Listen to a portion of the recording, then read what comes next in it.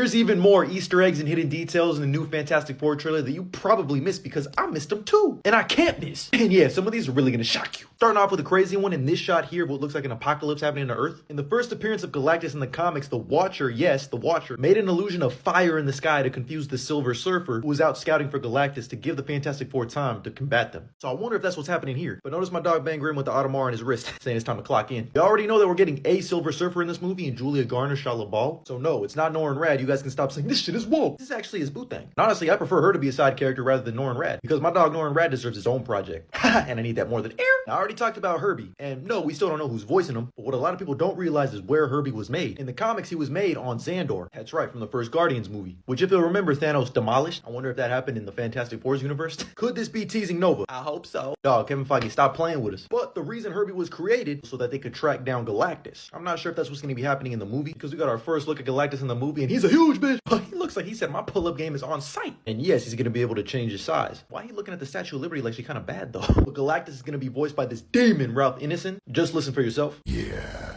hence.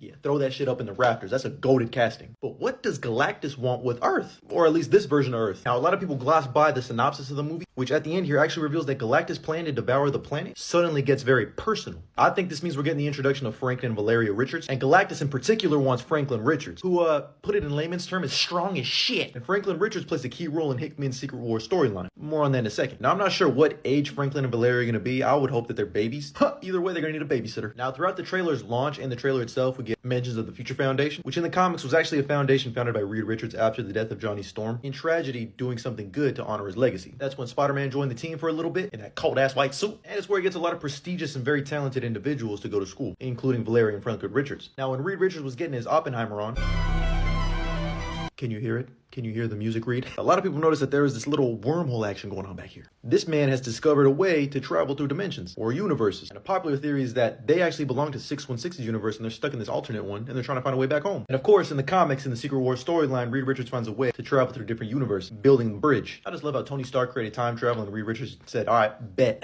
But after using the bridge, he came to find the Council of Reeds, a bunch of different versions of himself, who basically meet together and talk about multiversal shit. But this could be teasing a live-action version of the Council of Reeds with returning actors who used to play Mr. Fantastic. I need Young Gruff It Bad. And a really old but very popular theory is Miles Teller returning as the Maker, the evil version of Reed Richards. They didn't make him more black for nothing. Now in the trailer, you'll notice that we see John Malkovich looking like Santa Claus. And there's like two people I think he could be. Most likely Ivan Kragoff, aka the Red Ghost, who you should be familiar with if you watched Avengers Earth Mightiest Heroes, or you played the Rise of the Silver Surfer video game on the PS2. That's me though, because I'm Unk. And basically, he's one of the first villains the Fantastic Four ever fights. Let's just say he likes to go ape shit. But he was so enamored with the way the Fantastic Four got their powers, he traveled up into space. And at one point even warns the Fantastic Four that Galactus, yeah, he's coming. And he's not the only one. Hey, yo! But an out of left field option that I think John Malkovich could be playing is Dr. Doom's aide, Boris. I'm not sure how likely that is, but if the shoe fits, it might fit. And I mean, they gotta tease Victor Von Doom at some point, right? I still can't believe Robert Downey Jr. is their Dr. Doom. I'm still gonna give it a chance. A little MCU continuity hidden detail. But when Johnny Storm flies up into the upper atmosphere and loses oxygen, it reminded me a lot of the icing problem from the first Iron Man movie. How'd you solve the icing problem?